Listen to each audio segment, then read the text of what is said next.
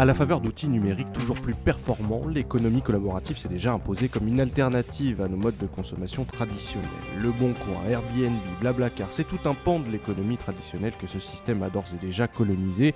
Le fameux peer-to-peer, l'échange de particulier à particulier, s'est assuré une visibilité remarquée dans notre vie quotidienne.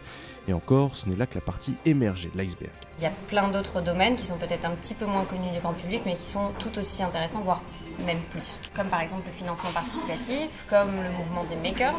Les makers, ce sont ces bricoleurs, bidouilleurs qui, aux quatre coins du monde, travaillent finalement ensemble grâce aux outils numériques sur des plans, sur des plans d'objets physiques ou de logiciels pour innover en fait ensemble et qui se rassemblent parfois dans des espaces des ateliers 2.0, on pourrait dire, comme les Fab Labs.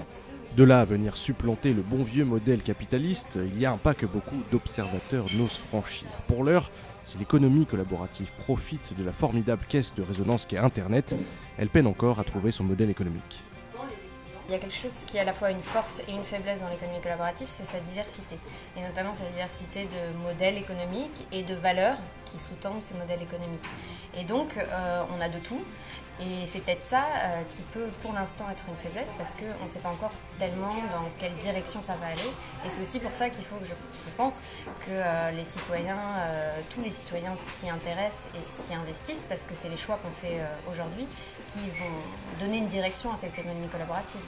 De cette capacité à innover et à impliquer les communautés de consommateurs dépendra donc l'avenir de l'économie collaborative dans les prochaines décennies.